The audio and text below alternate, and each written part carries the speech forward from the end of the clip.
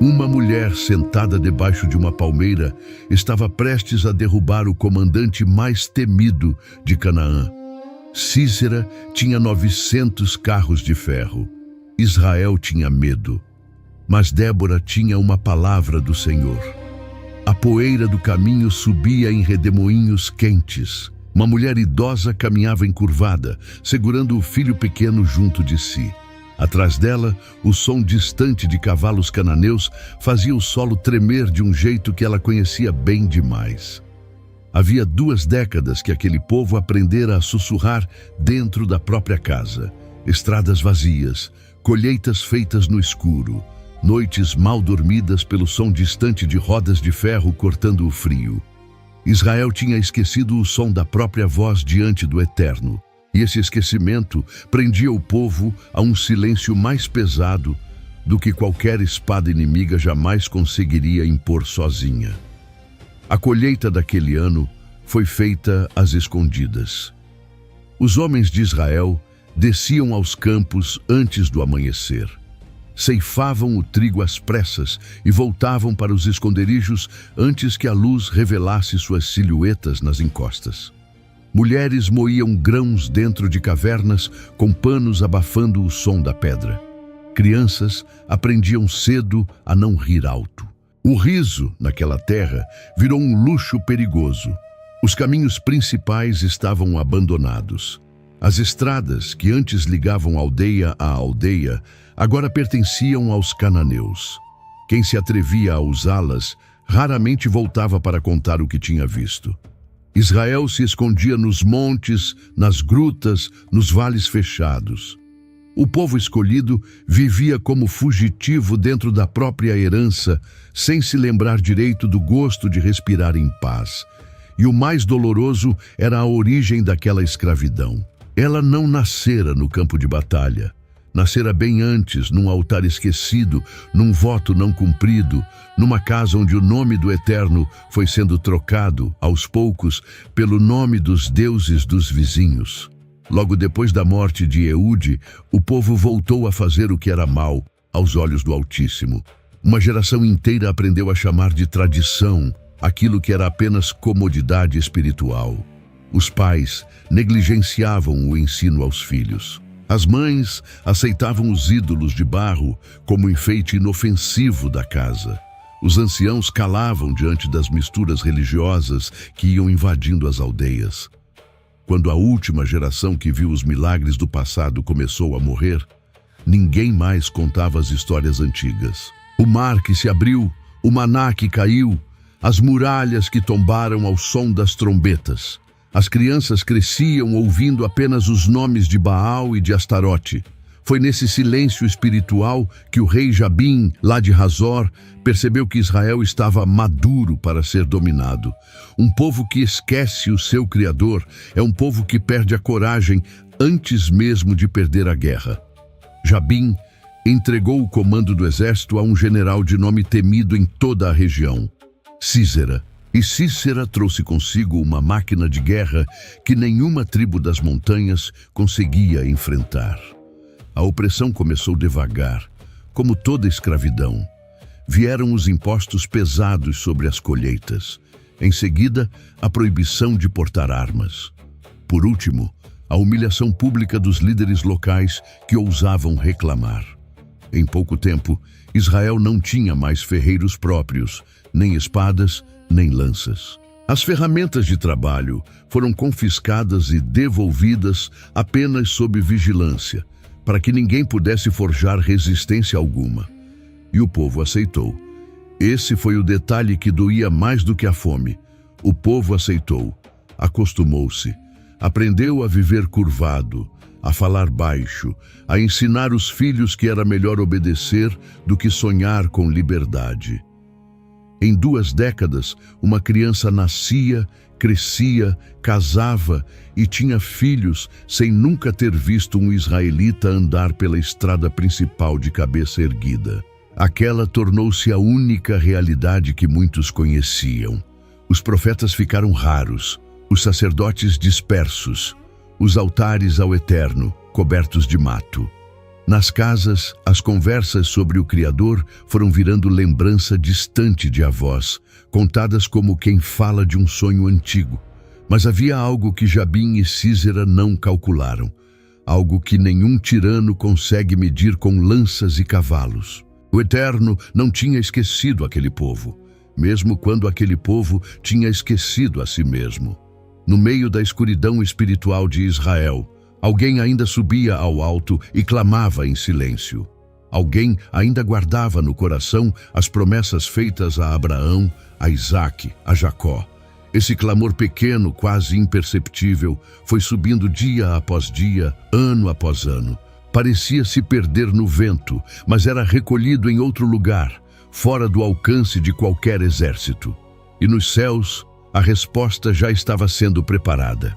Não vinha da forma que o povo esperava, nem do tipo de líder que os anciãos imaginavam, nem com a força que os homens valorizavam.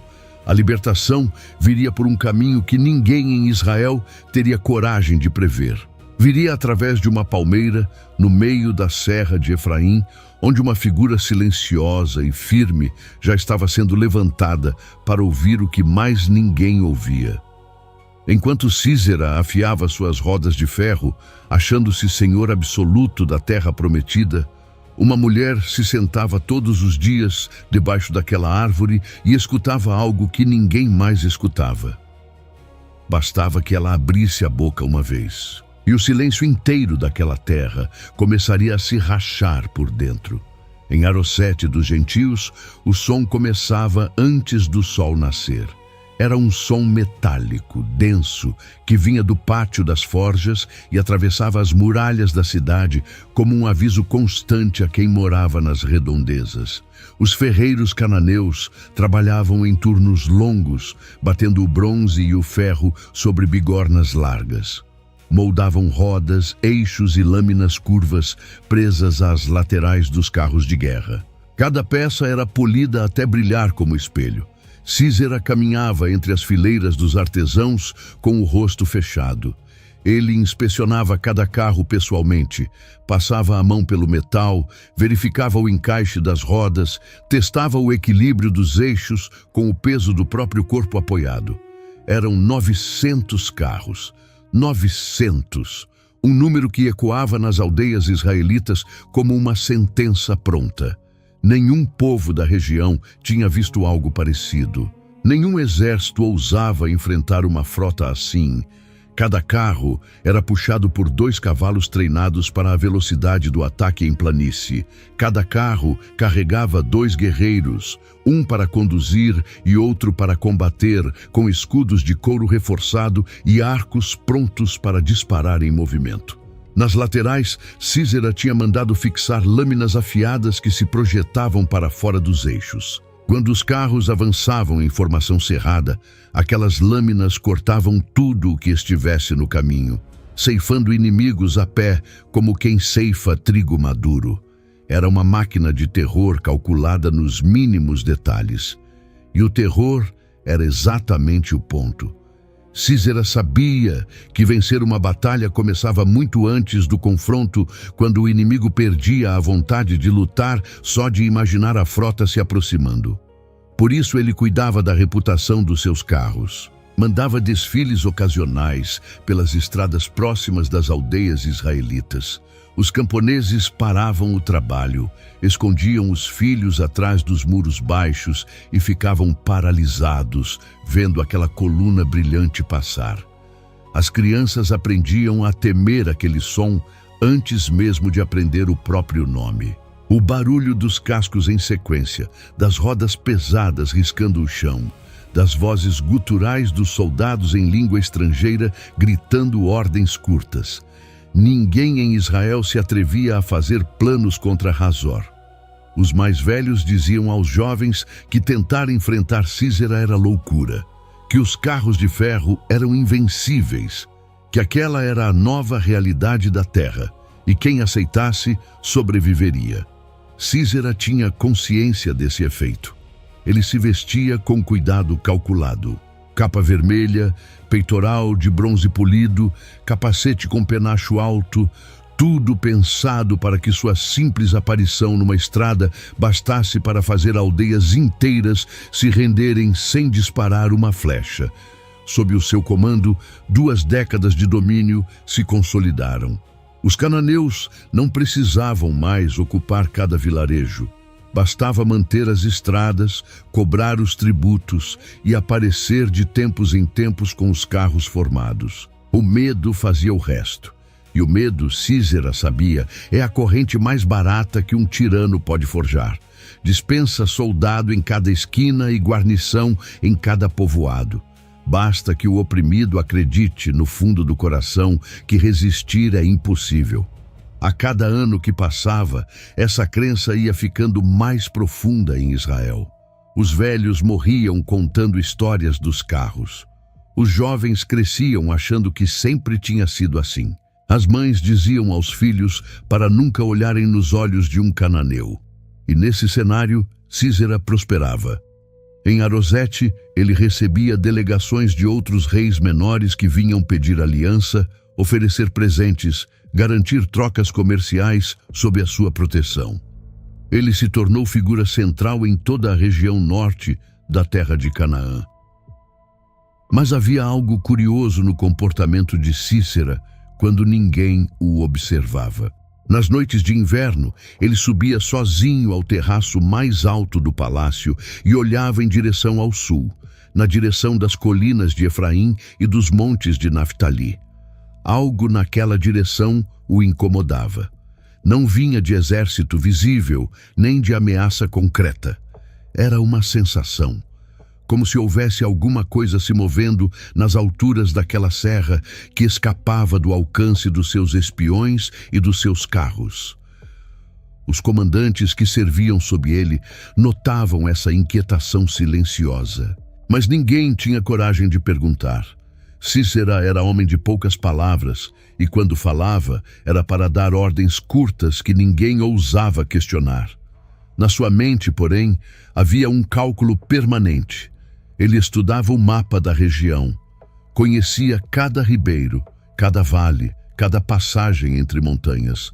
Sabia exatamente onde poderia usar os seus carros com vantagem total e onde o terreno os tornaria inúteis.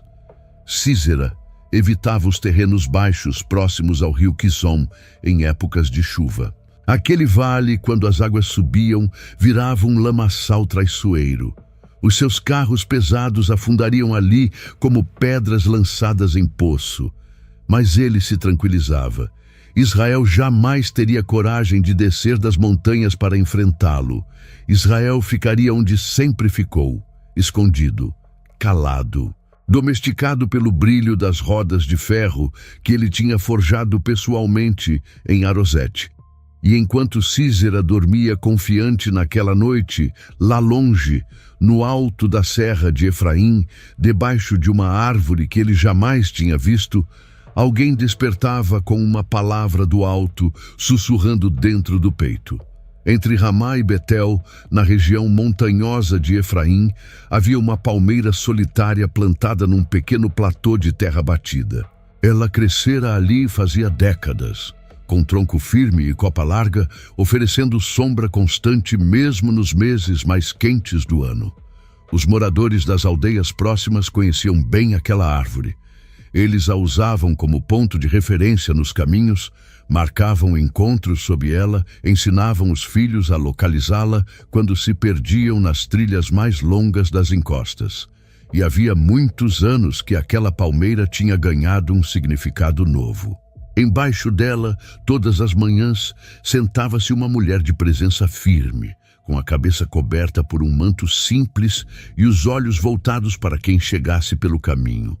Seu nome era Débora. As pessoas vinham de longe para ouvi-la. Vinham de Ramá, de Betel, de aldeias escondidas no fundo dos vales, onde ninguém imaginava que ainda houvesse israelitas vivendo em silêncio. Eles traziam questões antigas, heranças disputadas entre irmãos, limites de campos esquecidos, ofensas familiares que se arrastavam por gerações, perguntas sobre como proceder diante das misturas religiosas que invadiam as casas. Débora ouvia tudo. Sentava-se com paciência, deixava que cada pessoa terminasse de falar antes de pronunciar uma palavra. Depois respondia com clareza tão precisa que ninguém saía dali em dúvida sobre o que precisava ser feito. Mas havia algo que diferenciava Débora de qualquer outro juiz que Israel conhecera. Antes de cada resposta, ela escutava. Escutava algo que vinha do alto, de uma fonte que o povo havia muito tempo deixara de procurar. Débora era profetisa. O Eterno falava com ela. Numa nação inteira que parecia ter perdido a capacidade de ouvir o alto, ela ainda mantinha o coração aberto, o ouvido sensível, o discernimento ativo. Isso não era pouco. Em 2 décadas de opressão sob Císera, os profetas em Israel tinham se tornado raros. Os sacerdotes andavam dispersos. Os altares estavam silenciosos. E ainda assim, naquela palmeira, uma voz continuava chegando do alto. Os homens das tribos olhavam para ela com respeito, misturado a um certo desconforto. Era difícil para muitos deles aceitar que no meio de uma terra cheia de líderes calados, fosse uma mulher quem mantinha viva a comunicação com o Criador. Mas eles vinham assim mesmo. Dentro do peito de cada israelita ainda existia o eco de promessas antigas.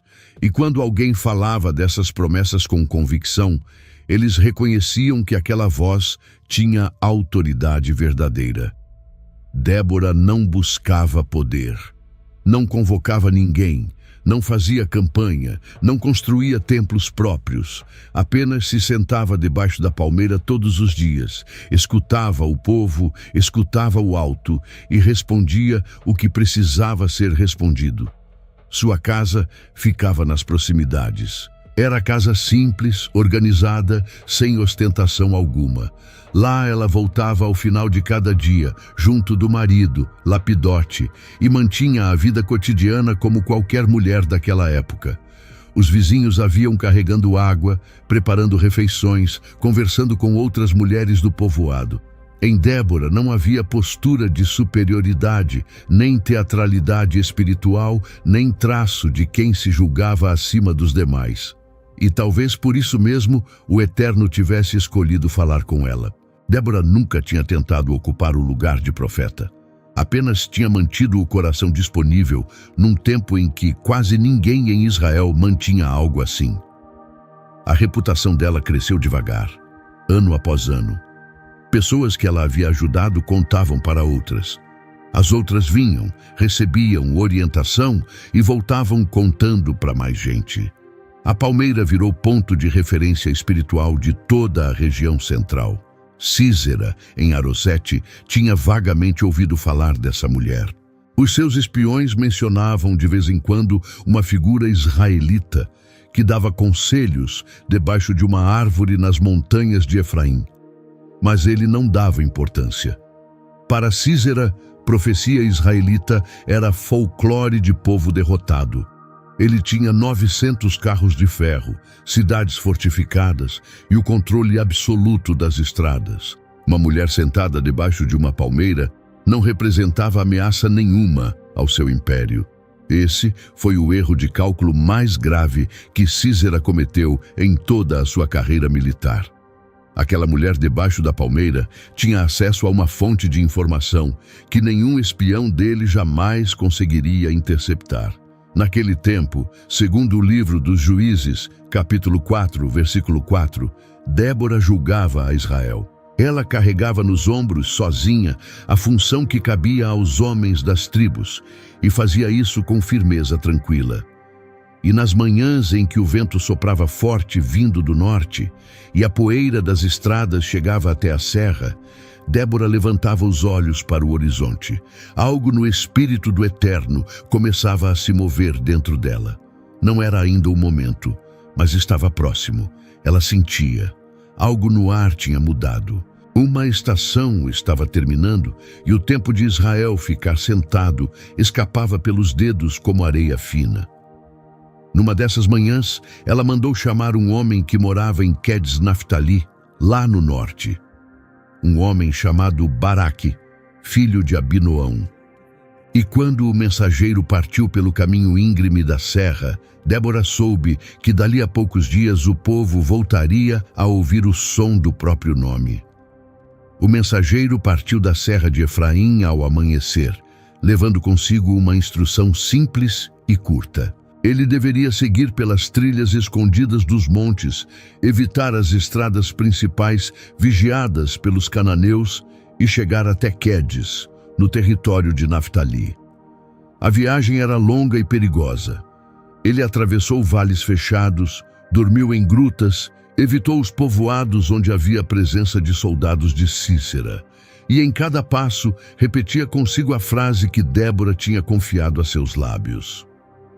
Quando finalmente chegou a Quedes, encontrou o homem que procurava, Baraque, filho de Abinoão, um homem da tribo de Naftali, conhecido na região por sua coragem silenciosa e por sua reputação de líder respeitado entre os clãs locais. Baraque recebeu o mensageiro com surpresa. Ninguém da serra de Efraim costumava enviar recado a Quedes naqueles tempos. As tribos viviam isoladas. Cada uma cuidava do seu próprio sofrimento, sem a coragem de tentar articular nada com as outras. O mensageiro repetiu o que tinha decorado. Débora, a profetisa, mandava chamá-lo. Era preciso que Baraque deixasse Quedes imediatamente e subisse até a palmeira na serra, porque havia palavra do Eterno para entregar. Baraque não respondeu de imediato. Ele ficou parado, olhando para o mensageiro, processando o peso daquilo que acabara de ouvir. Palavra do Eterno. Há quanto tempo aquela expressão não chegava aos seus ouvidos com tanta autoridade? Ele pediu água ao mensageiro, mandou que descansasse e saiu para caminhar sozinho pelos arredores da casa. Precisava pensar, precisava sentir, precisava entender por que justo agora, justo com ele, justo daquela forma. Naquela mesma semana, Baraque preparou suas coisas, deixou recomendações com os irmãos da tribo e iniciou a viagem para o sul. Levou poucos pertences, caminhou pelos atalhos, chegou à palmeira de Débora, numa tarde de céu limpo.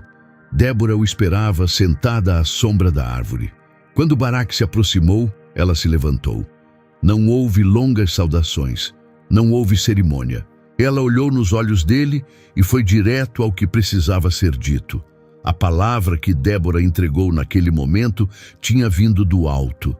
Era a instrução clara que o Espírito do Altíssimo havia confiado à profetisa para que ela passasse adiante, sem rodeios e sem ornamento humano. O Eterno mandava que Baraque reunisse 10.000 homens, 10.000, vindos das tribos de Naftali e de Zebulon. E que com essa tropa ele subisse ao Monte Tabor, posicionando-se ali à espera do que estava por vir. Débora continuou: o Senhor atrairia Sísera com todos os seus carros e com toda a sua multidão até o ribeiro Quizon. E naquele lugar, naquele dia, o Eterno entregaria o exército inimigo nas mãos de Baraque sem que houvesse dúvida alguma da vitória. Baraque ouviu tudo em silêncio. Não interrompeu, não pediu esclarecimentos, não fez perguntas. Apenas absorveu a ordem que acabava de receber, deixando que o peso real daquela missão fosse se assentando dentro do peito dele. 10.000 homens.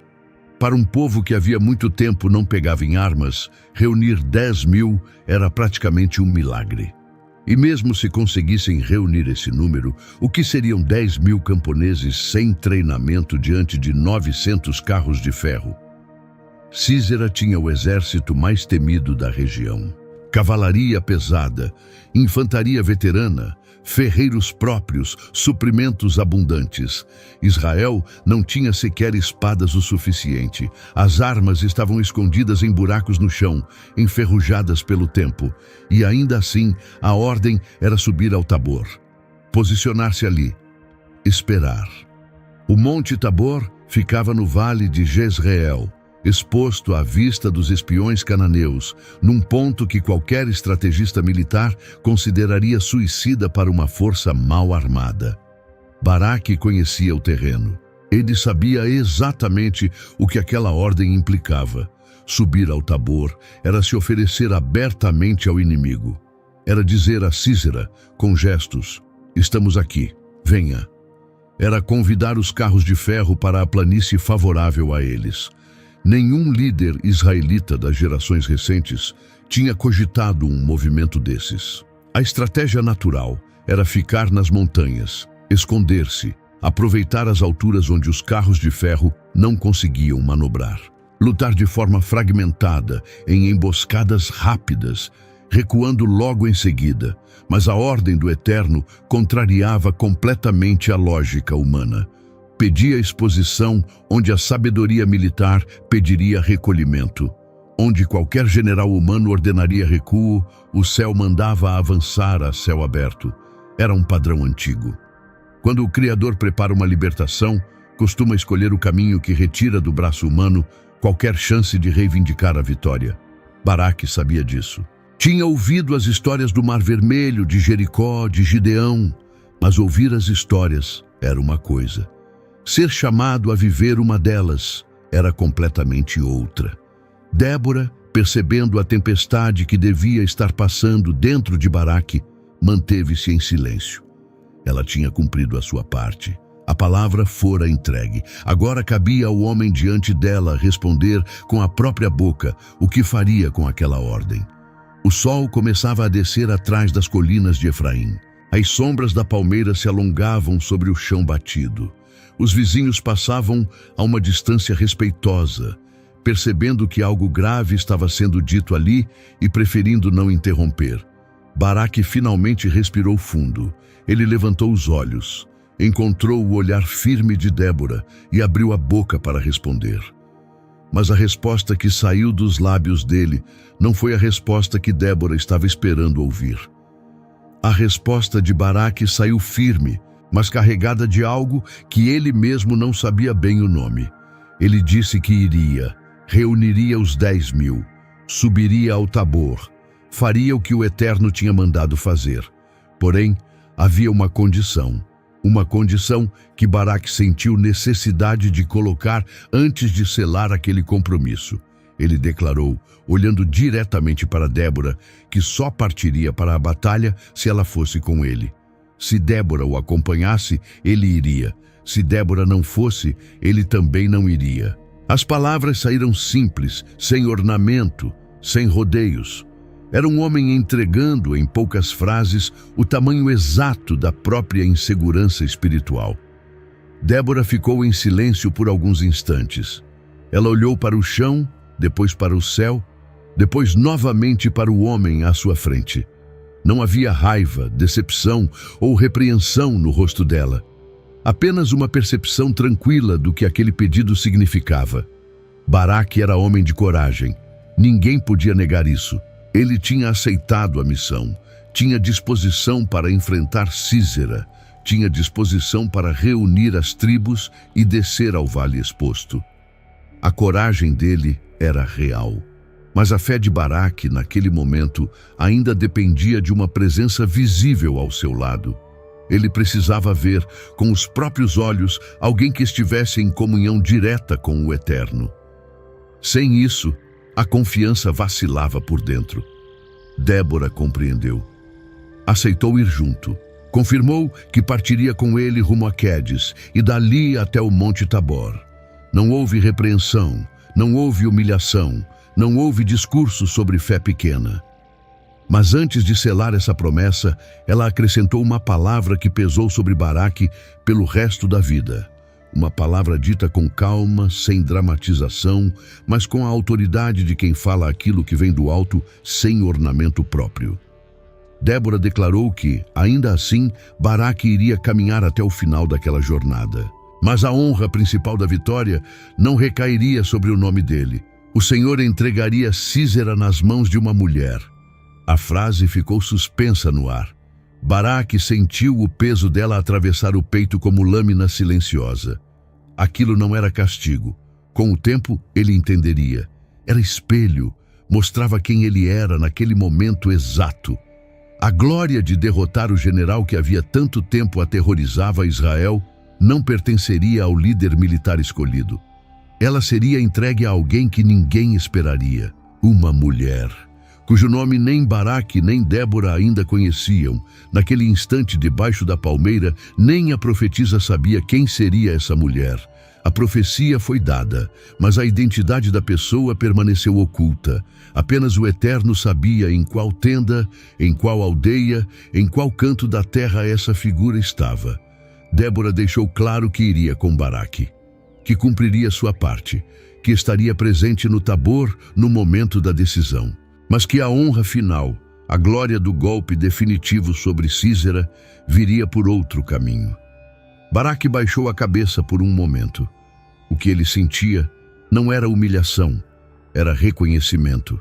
Reconhecimento de que sua fé tinha exigido um acompanhamento humano para se manter firme e que essa exigência tinha um preço.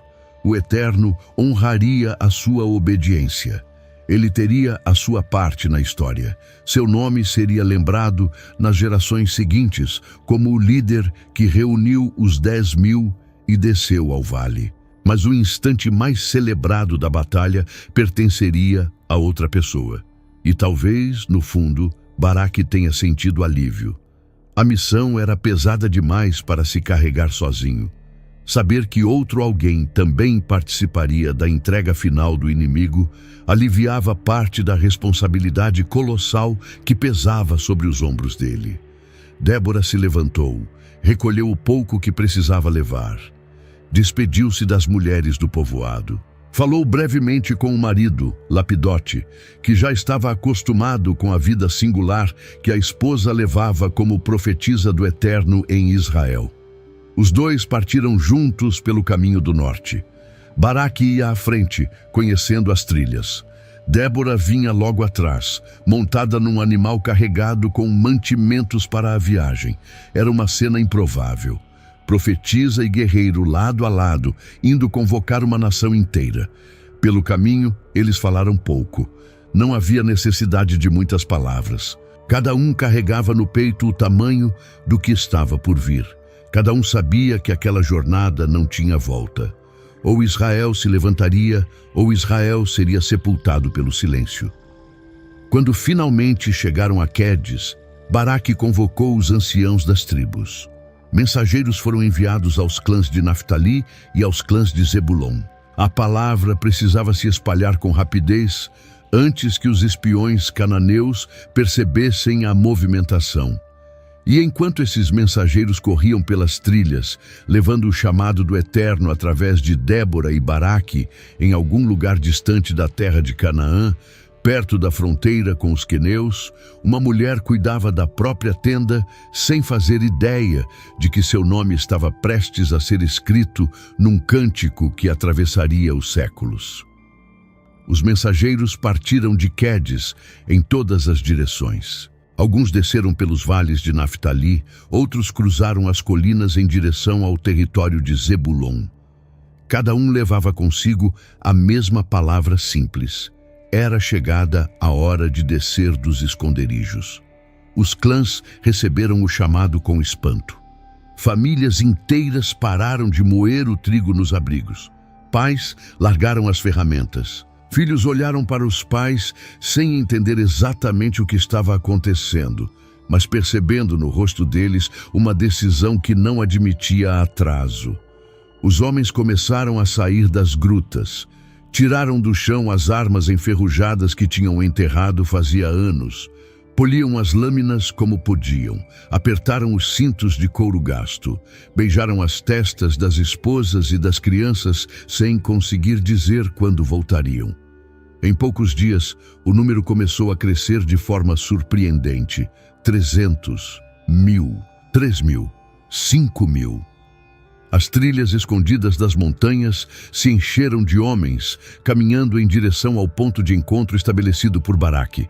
Vinham de povoados que ninguém imaginava ainda existirem. Vinham de famílias que durante muito tempo pareciam ter desaparecido completamente do mapa. Vinham com vestes simples, com sandálias gastas, com rostos cansados, mas com algo no olhar que ninguém via fazia muito tempo. Quando o último contingente chegou ao ponto combinado, o número total fechou exatamente como o Eterno tinha falado pela boca de Débora. 10.000 homens, reunidos, vivos, dispostos a fazer aquilo que ninguém acreditava ser possível. Baraque olhou para aquela multidão e sentiu o peito apertar.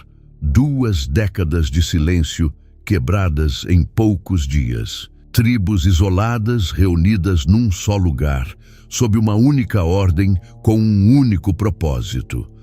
Naquele dia, uma palavra que saiu debaixo de uma palmeira começou a alcançar casas, tendas, famílias e homens que já não acreditavam mais que poderiam se levantar. E é por isso que, antes de continuarmos, eu te peço, curta, comente e compartilhe esta mensagem, para que ela também alcance outras pessoas que precisam ouvir a palavra de Deus. Inscreva-se no canal e, se quiser abençoar este trabalho, clique no botão Valeu Demais, deixe uma oferta de qualquer valor ou torne-se membro. Também deixamos alguns produtos na descrição. Adquirindo um deles, você ajuda este canal a continuar levando a palavra de Deus mais longe, porque uma mensagem enviada por Deus nunca deve morrer parada em um só lugar. Débora caminhou entre os homens. Ela parou em algumas filas, olhou nos olhos de pais de família, de jovens que pareciam novos demais para a guerra, de anciãos que tinham insistido em vir mesmo com as pernas trêmulas. Ela apenas confirmava, com presença silenciosa, que aquela hora era real. Baraque deu a ordem. Subiriam ao Monte Tabor. O caminho seria feito por etapas, evitando estradas vigiadas, atravessando os atalhos das colinas, descendo pelos vales escondidos até finalmente alcançar a base da montanha que se ergue solitária no meio do vale de Jezreel. O Tabor é uma elevação peculiar. Ele se levanta no meio de uma planície aberta, com formato arredondado, como se uma mão gigante tivesse moldado uma colina perfeita no meio do nada. As suas encostas são cobertas de árvores baixas e arbustos espessos. Quando os 10.000 começaram a subir o Tabor, um silêncio respeitoso tomou conta da coluna. Cada homem sentia que aquela subida não era apenas física, era espiritual. Era a primeira vez em muitos anos que Israel subia em direção a algo, em vez de descer ainda mais para se esconder. Baraque foi distribuindo os contingentes pelos diferentes pontos da montanha. Os homens de Naftali ficaram concentrados num flanco, os de Zebulon em outro. Os melhores arqueiros foram posicionados nos pontos mais elevados, com vista ampla sobre a planície ao norte. Débora subiu junto. Ela não ficou na retaguarda, nem se abrigou em alguma tenda longe do perigo. Subiu com Baraque, posicionou-se perto do alto e dali observava o vale que se abria abaixo deles em todas as direções. Os mantimentos eram poucos, a água era racionada. Os homens comiam pão duro, bebiam goles medidos das vasilhas de couro, dormiam encostados uns nos outros para enfrentar o frio cortante das noites no alto da montanha. E enquanto a tropa aguardava, lá longe, em Arosete, os primeiros relatos começaram a chegar aos ouvidos de Sísera. Movimentação estranha, homens nas montanhas, tribos saindo dos esconderijos, concentração de pessoas em torno do Monte Tabor. No início, Sísera achou os relatos exagerados. Não era possível que Israel estivesse cogitando enfrentá-lo, não depois de tanto tempo de submissão. Devia ser apenas algum agrupamento religioso ou festival local sem importância militar. Mas os relatos continuaram chegando, cada vez mais detalhados, cada vez mais consistentes. Os números mencionados não paravam de crescer. 2.000, 5.000, 8.000, 10.000 homens reunidos no Tabor, sob comando de um certo Baraque, filho de Abinoão. Sísera começou a sentir algo que havia muito tempo não experimentava. Era um incômodo difícil de nomear, um desconforto interno que mexia com a confiança natural daquele comandante experiente. Ele convocou seus capitães, mandou preparar todos os carros. Ordenou que cada um deles fosse revisado, que os cavalos fossem alimentados com a melhor ração disponível, que as armas de cada combatente fossem inspecionadas peça por peça. Os ferreiros de Arosete trabalharam dia e noite. As forjas ardiam sem parar. O barulho metálico atravessava a cidade inteira, como se a própria terra estivesse pulsando em ritmo de guerra iminente. Císera planejou tudo nos mínimos detalhes. Sairia de Harosete com os 900 carros em formação cerrada. Atravessaria a planície em direção ao Tabor. Posicionaria os carros no terreno plano ao redor do ribeiro Kizom, onde a vantagem militar seria absoluta. No alto do monte, Baraque também recebia as suas próprias informações através de batedores. Císera estava se movendo. A poeira levantada pelos cavalos cananeus já era visível a quilômetros de distância para quem soubesse onde olhar.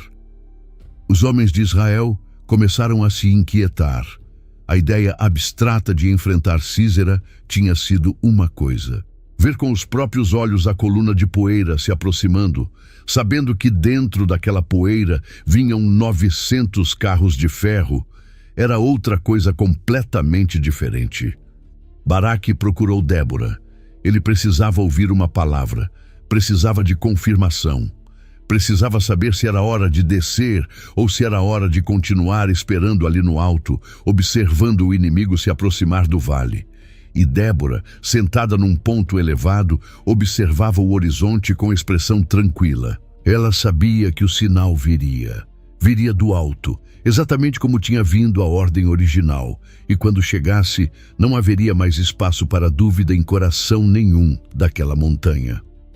A manhã chegou cinzenta sobre o vale de Jezreel.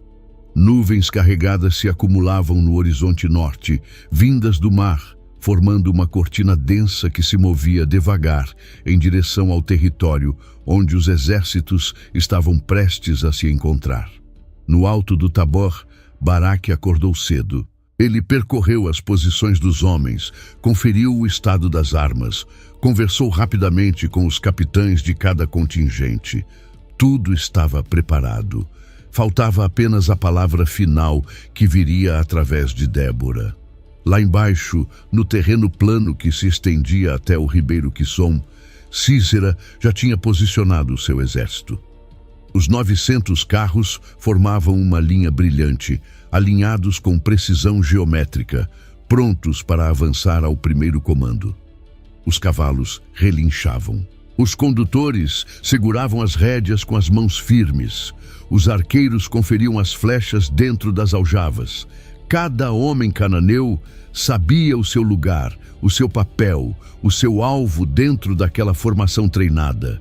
Císera caminhava por trás da linha de carros, observando cada detalhe com um olhar de comandante veterano. Ele conhecia aquele vale. Tinha lutado ali outras vezes. Sabia exatamente como manobrar a frota para encurralar qualquer inimigo que ousasse descer das encostas. No alto, Débora se levantou. Ela se aproximou de Baraque com passos firmes. O vento soprava forte, fazendo o manto dela esvoaçar. Ela olhou para o vale, depois para o céu, depois para os olhos do guerreiro à sua frente. A palavra saiu clara, com a autoridade calma de quem repete apenas o que ouve do alto. Levanta-te, porque este é o dia em que o Senhor entregou Císera nas tuas mãos. Porventura, não saiu o Senhor diante de ti? A frase atravessou o monte como peso real. Baraque sentiu cada palavra descer pelos ombros, pelas pernas, pelos pés. Ele se virou para os capitães, levantou o braço, deu o sinal que toda a tropa esperava havia dias. Os 10.000 começaram a descer. Não houve pânico nem correria desorganizada. Avançavam com a determinação calculada de quem entendeu naquele instante que algo maior do que a própria força os estava conduzindo em costa abaixo. A descida do Tabor é íngreme. Os homens iam saltando entre as pedras, segurando-se nos arbustos, mantendo as armas firmes nas mãos. O barulho dos passos coletivos começou a fazer o chão da montanha vibrar de um jeito que os cananeus, lá embaixo, conseguiram ouvir. Sísera virou o rosto. Os seus olhos se estreitaram. Pela primeira vez em muito tempo, Israel estava saindo do esconderijo. Estava descendo. Estava avançando em direção ao terreno plano, exatamente o cenário ideal para os carros de ferro entrarem em ação total. Ele sorriu por dentro. Aquilo seria a aniquilação definitiva de qualquer resistência israelita por mais 5 gerações, no mínimo. Ele ergueu a mão direita e gritou a ordem para os condutores avançarem. Os carros começaram a se mover. As rodas pesadas roncaram sobre o chão seco. As lâminas afiadas das laterais cintilaram sob a luz cinzenta da manhã. A formação inteira começou a deslizar em direção aos israelitas que desciam do Tabor. Foi nesse exato instante que o céu se abriu. Aquilo não era chuva comum, nem temporal previsível. Foi uma tempestade descomunal que despencou sobre o vale de Jezreel com violência absoluta, transformando o ar numa parede compacta de água gelada. Os relâmpagos rasgavam as nuvens. Os trovões faziam os cavalos cananeus enlouquecer dentro dos arreios. As flechas dos arqueiros se molharam dentro das aljavas. As cordas dos arcos perderam tensão. A poeira do chão virou lama em questão de minutos. Sísera olhou para o céu sem entender. Aquela tempestade não estava prevista. Os sacerdotes de Baal tinham consultado os sinais antes da campanha. Em nenhum dos sinais havia chuva, tormenta ou fenômeno daquela proporção. Os carros de ferro começaram a desacelerar. As rodas afundaram nas primeiras camadas de lama. Os condutores chicotearam os cavalos com mais força, tentando manter o avanço, mas o chão estava cedendo debaixo do peso massivo da frota inteira. Foi quando o Eterno saiu à frente de Israel de forma visível. As águas do ribeiro Quizon, que normalmente eram apenas um filete tranquilo, cortando o vale, começaram a inchar com velocidade impressionante, alimentadas pela tempestade torrencial que continuava despencando do céu. O ribeiro virou rio. O rio virou enxurrada. A enxurrada se espalhou pelas margens e tomou conta do terreno que Sísera tinha escolhido para esmagar Israel. O exato lugar que ele considerava ideal para os seus carros agora se transformava no túmulo aberto de toda a sua força militar. Os israelitas continuaram descendo. Baraque ia à frente com a espada erguida, gritando ordens curtas para os capitães. Os 10.000 avançavam com os pés firmes na encosta ainda seca, enquanto lá embaixo o exército inimigo afundava na própria armadilha geográfica. Os cananeus tentaram virar os carros, tentaram recuar, tentaram salvar pelo menos parte da frota, mas as rodas estavam presas. Os cavalos escorregavam, os condutores caíam dos seus postos. A formação geométrica, que tinha sido motivo de orgulho durante anos, virou um amontoado caótico de metal e madeira encalhados. Quando os israelitas chegaram ao plano, encontraram um exército desmontado. Eles não precisaram lutar contra os carros. Os carros já estavam vencidos pela tempestade. Sobraram apenas os homens cananeus desorientados, escorregando na lama, tentando empunhar armas molhadas contra adversários que vinham descendo com a fúria contida de 2 décadas inteiras. O choque foi devastador. Os homens de Naftali e de Zebulon caíram sobre os cananeus como avalanche humana. Os arqueiros dispararam dos pontos mais elevados. Os espadachins cortavam caminho pela lama. Cada israelita parecia carregar dentro do peito a força acumulada de todos os anos de silêncio. E no meio daquele tumulto inimaginável, Sísera percebeu algo que congelou o sangue dele. A batalha estava perdida antes mesmo de começar de verdade. A vitória nunca tinha pertencido aos 900 carros. Ela já tinha sido decidida no alto da montanha, antes mesmo do primeiro passo ser dado em costa abaixo. Sísera viu tudo do alto do seu próprio carro de comando. Ele estava posicionado na retaguarda, num pequeno morro lateral, exatamente para ter visão completa do campo. E o que ele via não fazia sentido para a sua mente militar de décadas de experiência. Em poucas horas, o exército dele tinha deixado de existir como força operacional. Os homens caíam, fugiam, se escondiam nos arbustos, abandonavam as armas no chão. Os carros estavam todos comprometidos. Os cavalos sobreviventes corriam soltos pela planície, sem direção, sem condutores. A tarde se aproximava. As nuvens da tempestade começavam a se dispersar. O sol fraco surgia entre as fendas do céu, iluminando o cenário do extermínio. Carros tombados até onde a vista alcançava. Corpos de soldados cananeus por toda parte. Sísera tomou uma decisão que jamais imaginara que precisaria tomar na vida. Ele desceu do próprio carro, tirou a couraça pesada, tirou o capacete de penacho alto, largou a capa vermelha que tinha usado em todas as batalhas anteriores, como símbolo da própria autoridade. Vestido apenas com a túnica simples, sem qualquer marca que o identificasse como general supremo, Sísera começou a fugir a pé pelo terreno encharcado. Ele escorregava, caía, se levantava, escorregava de novo. Cada passo era uma humilhação que o seu orgulho jamais teria comportado em qualquer cenário anterior. Ele se afastou pelo lado oposto à direção esperada.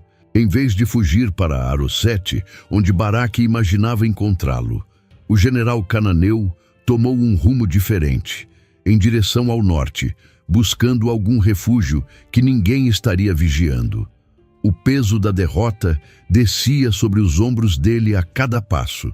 Toda a estrutura de medo construída ao longo de 2 décadas se desfazia em poucas horas. A reputação inteira virava lembrança humilhante numa única manhã chuvosa. Conforme avançava sozinho pelo campo desolado, longe dos olhos dos perseguidores, ele começou a calcular as próximas opções. Precisava encontrar abrigo, descanso e tempo para pensar em como reconstruir alguma coisa do que tinha sido perdido. Atrás dele, no campo de batalha, os homens de Baraque cantavam pequenos brados de vitória enquanto recolhiam armas e equipamentos. Pela primeira vez em muito tempo, Israel pisava aquela planície sem medo. O som dos passos israelitas fazia o eco daquele vale sem precisar de cautela. Mas a vitória ainda não estava completa. Baraque sabia disso. Enquanto Sísera continuasse vivo, a história não estaria encerrada. Por isso, ele reuniu um grupo seleto de homens e iniciou a perseguição direta, seguindo os rastros que os batedores começavam a identificar pelo terreno enlameado. Baraque procurava pelo general cananeu no meio de tudo aquilo. Inspecionava os carros tombados, verificava os capacetes espalhados pelo chão, perguntava aos prisioneiros que iam sendo capturados se alguém tinha visto o comandante principal escapar do campo. Mas Sísera tinha sumido. Os rastros que os batedores recolhiam apontavam para o norte, longe da rota que qualquer estrategista esperaria. Baraque seguiu firme atrás daqueles rastros, sem saber que cada passo o aproximava de um desfecho que ele jamais conseguiria prever sozinho. E enquanto Baraque caminhava com determinação atrás daquele rastro, sem fazer ideia de para onde os passos do inimigo estavam realmente indo, Sísera já se aproximava, exausto e sem alternativa, de um acampamento isolado de tendas onde uma mulher saía naquele exato momento para buscar água no poço próximo. O acampamento ficava num platô tranquilo, próximo ao carvalho de Zaanaim. Eram tendas simples, montadas em formação espalhada, pertencentes a uma família de queneus que vivia da criação de gado e do comércio de pequenos artigos com as caravanas que cruzavam aquela região. Heber, o queneu, Era homem de poucos amigos e muitos contatos. Ele tinha se separado dos demais clãs, queneus fazia anos, e construído sua morada naquele ponto isolado, mantendo relações cordiais tanto com Israel quanto com Hazor, sem se comprometer abertamente com nenhum dos dois lados. A esposa dele se chamava Jael. Era mulher firme, acostumada à vida de tendas, que sabia montar, desmontar e remontar o acampamento inteiro com as próprias mãos quando os ventos do deserto exigiam mudança de posição. Naquela tarde, enquanto a tempestade longínqua se dissipava no horizonte e o vale de Jezreel ainda fumegava com o desfecho da batalha, Jael saiu da tenda principal com um cântaro vazio nos braços, indo em direção ao poço próximo para buscar água. Foi nesse instante que ela viu a figura aproximar-se. Um homem cambaleando pelo caminho, sem couraça, sem capacete, sem as marcas habituais de um soldado em retirada. Apenas a túnica suja de lama, os pés feridos, o rosto exausto de quem corria havia horas sem parar. Jael reconheceu o homem mesmo sem nunca o ter visto pessoalmente. A descrição dele circulava havia anos pelas caravanas. O queixo firme, os ombros largos, o porte característico do general que comandava os carros de Hazor. Era Sísera. O coração dela acelerou, mas o rosto não traiu. Jael tinha sido educada para dominar os próprios sentimentos. As mulheres das tendas aprendiam cedo a manter a expressão tranquila, mesmo quando o mundo desabava ao redor delas.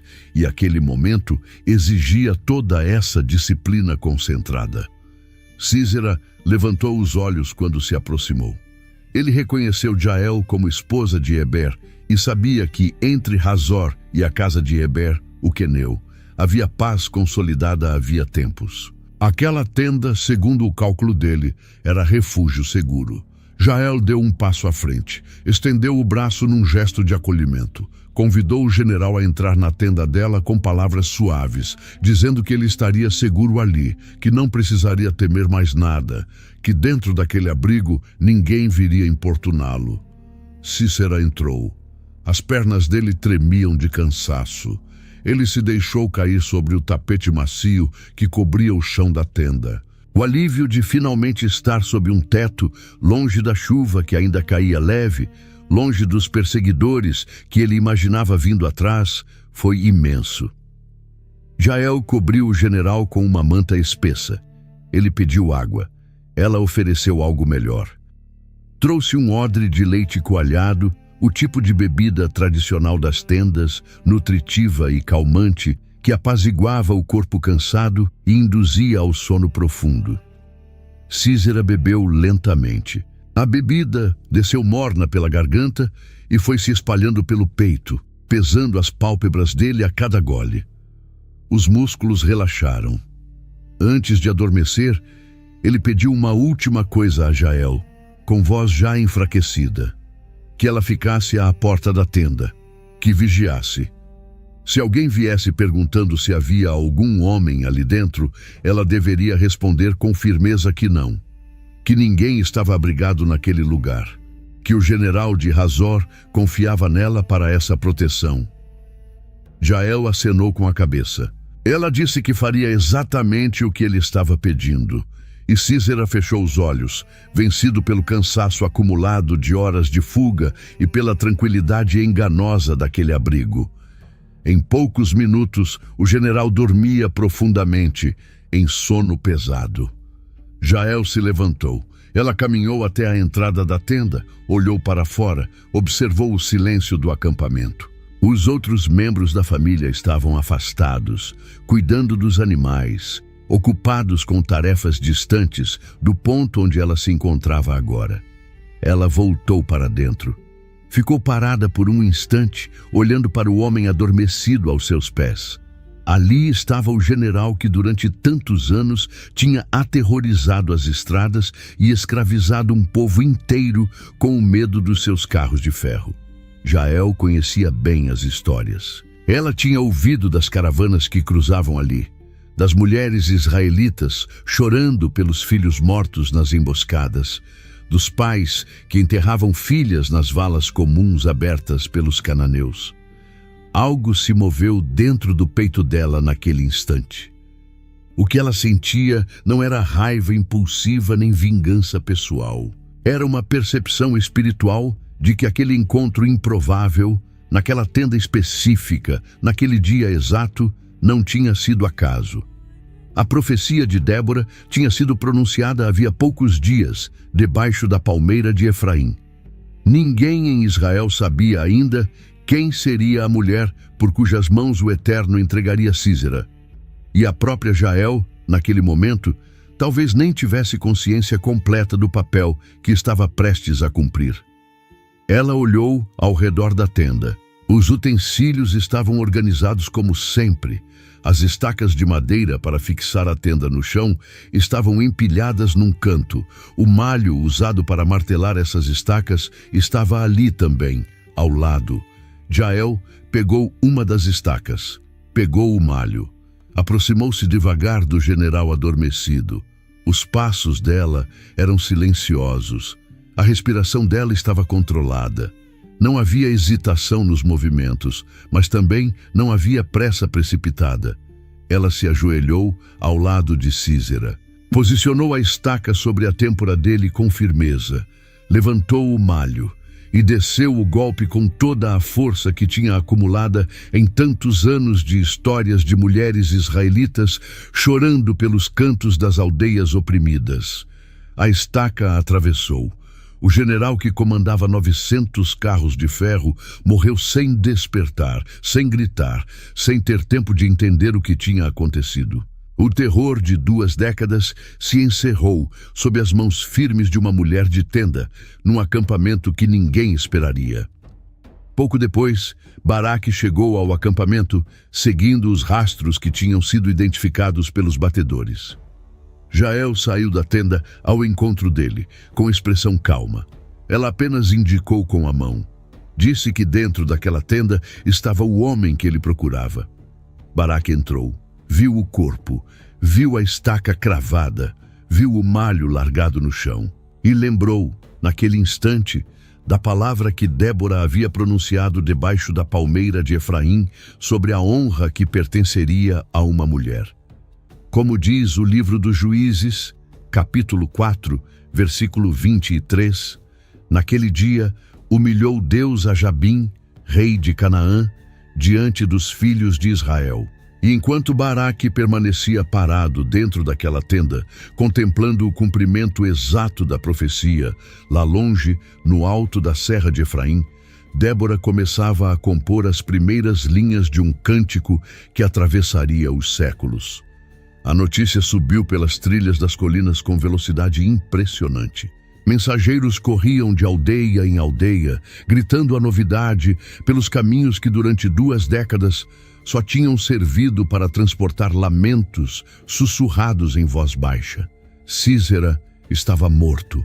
Os carros de ferro estavam desfeitos. O exército de Hazor tinha sido aniquilado no vale de Jezreel. Israel pisava livre sobre as próprias estradas pela primeira vez desde que a geração presente conseguia se lembrar. Em cada povoado, a reação foi a mesma. As mulheres saíram das tendas chorando de alegria. Os anciãos caíram de joelhos no meio das ruelas de terra batida. As crianças, sem entender ainda o tamanho daquele momento, corriam atrás dos mensageiros pedindo que repetissem a história mais uma vez. Os homens que tinham descido do Tabor começaram a voltar para suas casas. Eles caminhavam pelas estradas principais com as cabeças erguidas. Cruzavam aldeias antes proibidas com passos firmes. Eram saudados em cada esquina por vizinhos que não os reconheciam de tão diferentes que pareciam. Baraque chegou à serra de Efraim alguns dias depois da batalha. Ele trazia consigo o relato completo do que tinha acontecido. Trazia a confirmação visual do que Débora tinha visto pelo Espírito antes mesmo do primeiro passo dado em direção ao monte. Os dois se encontraram debaixo da palmeira novamente, mas o clima daquele encontro era completamente diferente do anterior. E profecia já havia sido cumprida, a ansiedade tinha passado, e no lugar daquele peso antigo, havia agora a serenidade de quem viu o Eterno cumprir cada palavra dita. Débora começou a trabalhar no cântico naquela mesma semana.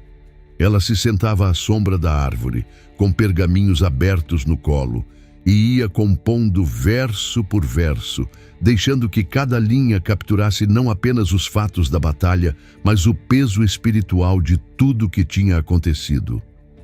Baraque ajudava. Ele relembrava detalhes que apenas quem tinha estado no campo poderia descrever. A descida do Tabor, o momento em que a tempestade desabou, o som das rodas afundando na lama, o grito dos cananeus reconhecendo a derrota antes mesmo de a luta terminar. O cântico ficou conhecido como o Cântico de Débora, e ele se tornou um dos textos mais antigos preservados nas escrituras hebraicas. As gerações seguintes o memorizariam, o entoariam nas festas, o ensinariam aos filhos como forma de manter viva a memória daquele dia. O cântico abria louvando ao Eterno por ter saído à frente de Israel. Reconhecia em versos firmes que a vitória não pertencera aos braços humanos, mas ao Senhor que mobilizou os próprios elementos da natureza para entregar o inimigo. As estrelas, dizia o cântico, pelejaram contra Sísera nas suas órbitas. Logo em seguida vinha a celebração dos voluntários. Os homens das tribos que se levantaram quando foram chamados. Naftali e Zebulon recebiam honra especial. As tribos que não vieram, como Ruben e Dan, recebiam repreensão poética, lembradas como aquelas que ficaram entre os apriscos enquanto seus irmãos arriscavam a vida. Adiante, o cântico descia em detalhes sobre o destino de Sísera, descrevendo o que se tornaria famoso nas escolas de Israel pelos séculos seguintes. A entrada na tenda de Jael, o leite oferecido, o sono profundo, a estaca cravada, o encerramento de tantos anos de terror nas mãos firmes de uma mulher comum, e o fechamento do cântico contrastava de forma poderosa duas mães. A mãe de Sísera, em Hazor, aguardando ansiosamente o retorno do filho vitorioso, imaginando-o voltando com despojos abundantes, sem saber que jamais o veria de novo. E as mães de Israel finalmente em paz, vendo seus filhos voltarem para casa pelas estradas livres.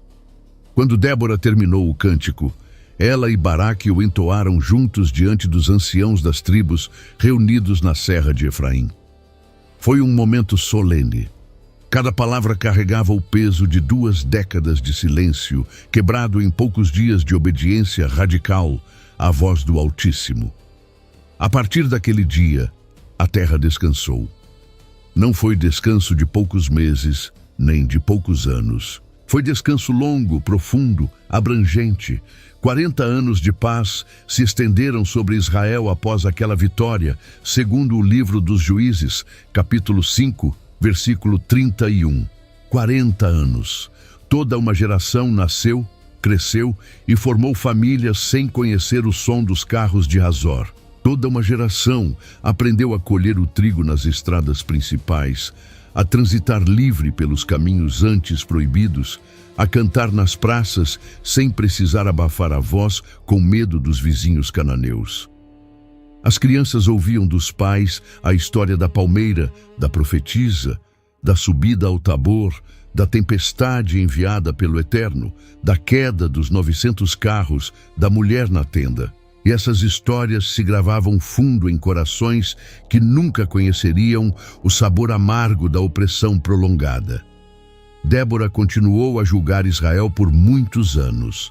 Ela permaneceu sob a palmeira, recebendo o povo, ouvindo as questões, transmitindo a sabedoria que vinha do alto. A vitória contra Sísera nunca a transformou em figura distante. Ela continuou simples, acessível, próxima das pessoas. Baraque voltou para o território de Naftali. Ele se tornou referência respeitada entre os homens das tribos do norte. Apesar de não ter recebido a honra final da queda de Sísera, Seu nome seria lembrado para sempre como o líder corajoso que reuniu os 10.000 quando ninguém mais acreditava ser possível resistir. Jael ganhou um lugar permanente nos cânticos de Israel.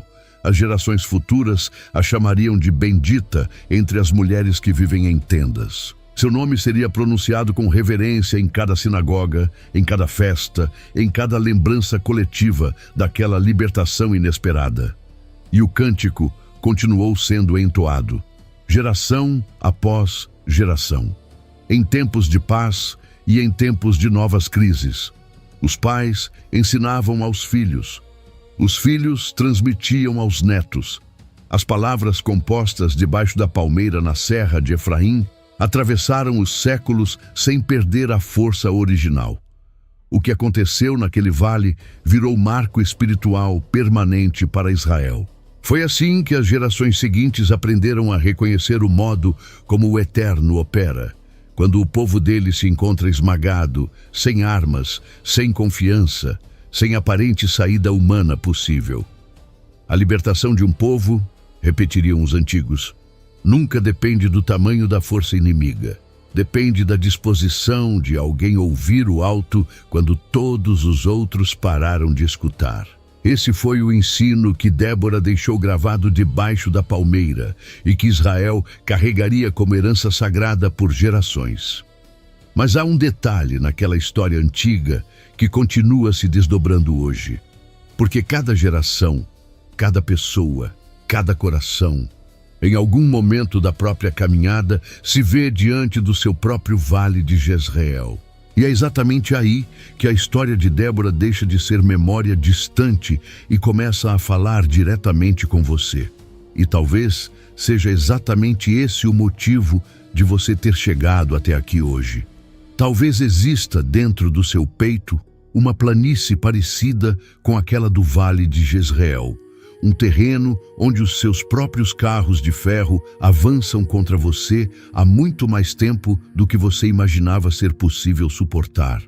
Pode ser um vício que já dura anos. Pode ser uma mágoa familiar que parece nunca cicatrizar. Pode ser uma dor que ninguém sabe que você carrega, escondida atrás do sorriso que você usa todos os dias, para que ninguém perceba o tamanho do peso real. Você já tentou enfrentar essas coisas com as próprias forças. Você já fez planos, tomou decisões, prometeu a si mesmo que dessa vez ia ser diferente. Mas a cada nova manhã, os carros voltavam, as correntes apertavam. O silêncio antigo se repetia dentro do seu peito, como se nunca fosse acabar. Israel também acreditava que aquela situação não tinha solução possível. Os anciãos diziam aos jovens que era loucura tentar. As mães ensinavam aos filhos que era melhor obedecer ao medo do que sonhar com liberdade. O povo inteiro tinha aceitado a ideia de que aquela escravidão era a nova realidade definitiva. Mas o Eterno não tinha esquecido. Mesmo no meio do silêncio mais profundo, mesmo quando os altares estavam cobertos de mato, mesmo quando ninguém mais parecia se lembrar das promessas antigas, o Senhor continuava ouvindo o pequeno clamor de quem ainda buscava o rosto dele em segredo. E o mesmo Eterno que enviou a tempestade sobre o vale de Jezreel é o mesmo que olha para você neste exato momento. Ele permanece o mesmo, com o mesmo poder de antes e continua tendo recursos celestiais que nenhum inimigo pessoal seu jamais conseguirá calcular. Mas existe um detalhe importante naquela história que precisa ser dito com clareza agora. A libertação de Israel passou por uma pessoa que se entregou, que aceitou ir até o monte e descer ao vale, que confiou na palavra do Senhor mesmo sem entender completamente o que estava por vir. E para você, a libertação maior, aquela que liberta não apenas de circunstâncias, mas da própria condição interior, também passa por uma pessoa específica: Jesus Cristo. O Filho que desceu até o vale mais profundo da humanidade para enfrentar tudo aquilo que nenhum ser humano jamais teve força para vencer sozinho. Ele foi até a cruz por você Ele atravessou a tempestade no seu lugar. Ele permitiu que os cravos fossem cravados nas mãos e nos pés dele, para que você pudesse sair da tenda da escravidão e caminhar livre pelas estradas que durante tanto tempo pareciam proibidas para você. Existe um amor te esperando hoje. Um amor que conhece o seu nome, que conhece as suas lutas escondidas, que conhece exatamente o tamanho do peso que você carrega e que mesmo assim escolhe te chamar com ternura para um descanso longo, profundo, abrangente sobre a sua alma. Você não precisa continuar escondido nas grutas. Você não precisa continuar abafando o riso. Você não precisa continuar acreditando na mentira de que essa é a sua nova realidade definitiva. O dia da sua libertação pode ser hoje. Bastaria você fazer aquilo que Baraque fez debaixo da palmeira. Dizer sim. Se você deseja se reconciliar com nosso Salvador Jesus Cristo, por ter se afastado dos caminhos ou quer iniciar uma nova jornada rumo à salvação eterna, comente aqui embaixo: me aceite, Senhor Jesus. O Senhor é meu único e suficiente Senhor e Salvador da minha vida. E se você já aceitou a Cristo, escreva amém, para que essa mensagem alcance mais pessoas e compartilhe essa mensagem. A vitória nunca pertenceu aos 900 carros. A vitória sempre pertenceu àquele que decide descer do monte quando o Pai diz que é a hora. Até a próxima.